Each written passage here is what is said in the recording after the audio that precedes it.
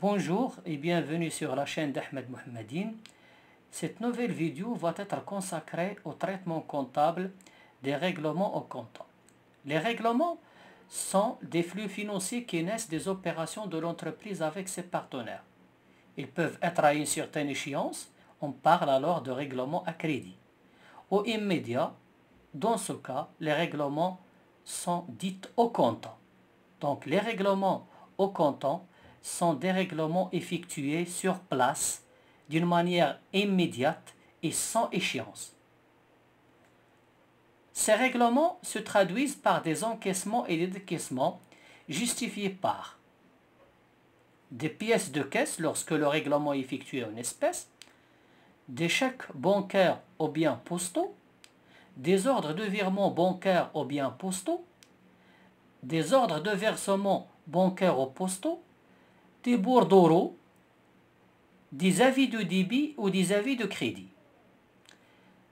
Les avis de débit et les avis de crédit sont des documents envoyés par la banque à son client pour l'informer soit d'une sortie d'argent, soit d'une entrée d'argent.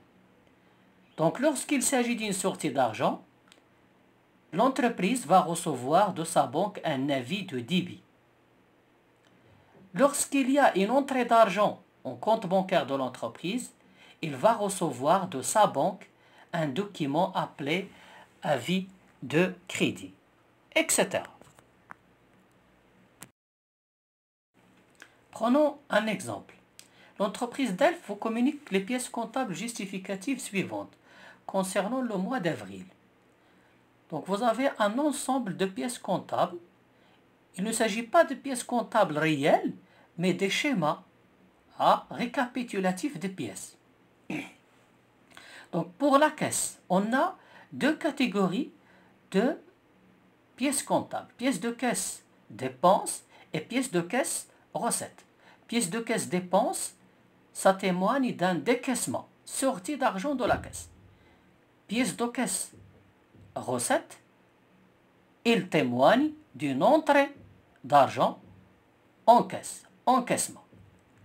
Pour le CCP ou bien la CIH, centre de chèques postaux ou la banque, on a essentiellement un avis de débit qui montre qu'il y a une sortie d'argent, un avis de crédit qui montre qu'il y a une entrée d'argent en compte bancaire, ou bien des bordereaux. Des bordereaux pour expliquer une opération bancaire. Donc on a 12 pièces comptables bien expliquées et on va voir comment les comptabiliser. Donc je répète, il faut retenir pour la pièce de caisse dépenses et recettes la différence. Et la différence entre l'avis de débit et l'avis de crédit. Donc dépenses, c'est une sortie d'argent. Recette, entrée d'argent. Avis de débit, c'est une sortie d'argent. Avis de crédit, c'est une entrée d'argent.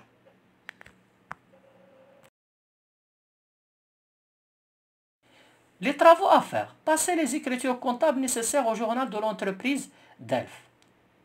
Deuxièmement, présenter sous forme schématique les comptes C5141 banque, C5146 chèques postaux et C5161 caisse, sachant que les soldes au 1,400, donc les soldes initiaux, sont donnés 80 000 dirhams solde débiteur pour la banque, 46 500 dirhams solde débiteur pour le centre de chèques postaux et 25 000 dirhams solde débiteur pour la caisse. Tout d'abord, les écritures au journal. Donc le 3-4, on a une pièce de caisse dépenses, donc location et charges locatives au débit, et on va créditer la caisse puisqu'il s'agit d'une sortie d'argent.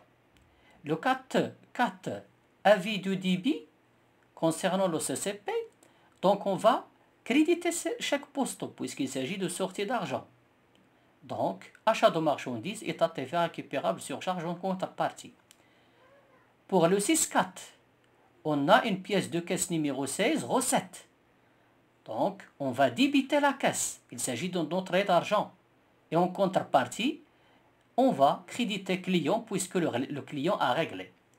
Le 17.4, on a un avis de crédit reçu de la banque. Donc, on va débiter la banque. C'est une entrée d'argent. Et en contrepartie, vente de produits finis et état TVA facturé. La même date, on a reçu l'avis de crédit de CCP. Donc, le CCP va être débité. Chèque postal, on va débiter chèque postal. Et on va créditer locations diverses reçues en contrepartie.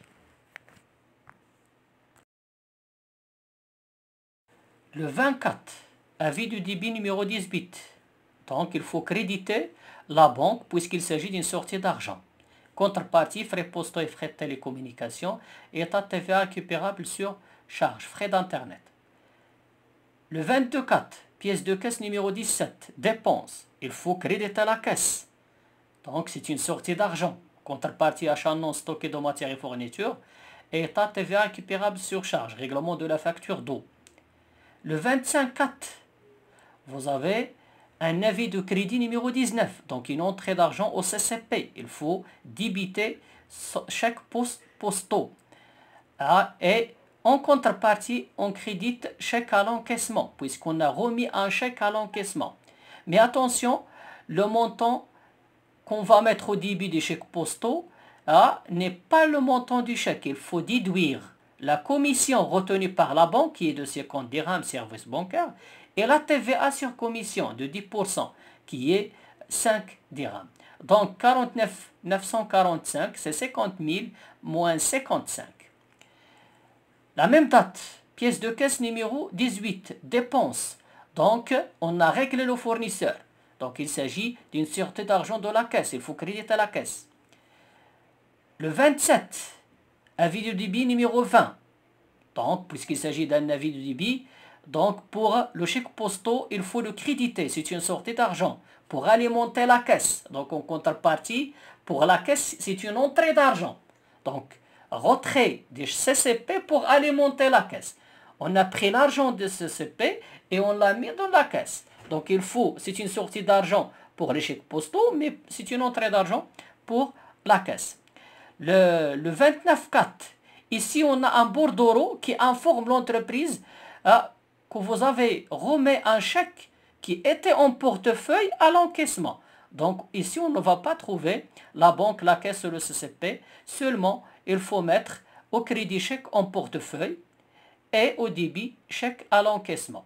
Le chèque qui était en portefeuille de l'entreprise a été remis à l'encaissement pour la banque, mais il n'a pas été encore encaissé. L'encaissement va être réalisé le 34. Remarquez très bien. Donc vous avez avis de crédit relatif à l'encaissement effectif des chèques. Donc maintenant, on peut débiter la banque. C'est une entrée d'argent, puisqu'il s'agit d'un avis de crédit et d'un encaissement des chèques. Donc, entrée d'argent, comme tout à l'heure, il faut déduire des montants du chèque, la commission qui est de 20 et la TVA qui est de 2 dirhams. Ça donnera 44 978.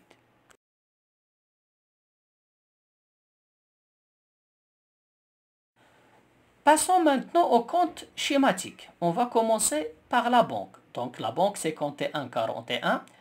Donc, on commence par mettre le solde initial, qui est donné. Donc, vous avez au niveau des données, pour la banque, 80 000. Sur le journal, on va trouver que la banque a été débitée deux fois, 120 000 et 44 978. Et elle a été créditée une seule fois, 6 000. Donc, ça donnera un solde débiteur de 238 978. Donc, pour les chèques postaux, le solde initial, c'est 46 500. Sur le journal, chèque postaux a été débité deux fois, 5 500 et 49 945. Et il a été crédité deux fois, 24 000 et 7 000. Ça donnera un solde débiteur de 70 945. Pour la caisse, le solde initial, c'est 25 000. Et il a été débité sur le journal deux fois, 8 000 et 7 000. Et il a été crédité trois fois, 3000, 2400 et 4500. Ça donnera un solde débiteur de 30 100. Donc pour les comptes schématiques, on commence par poser le solde initial, puis on prend notre journal et on reprend les mouvements, soit au débit, soit au crédit. À la fin, on calcule le solde. Merci de votre attention.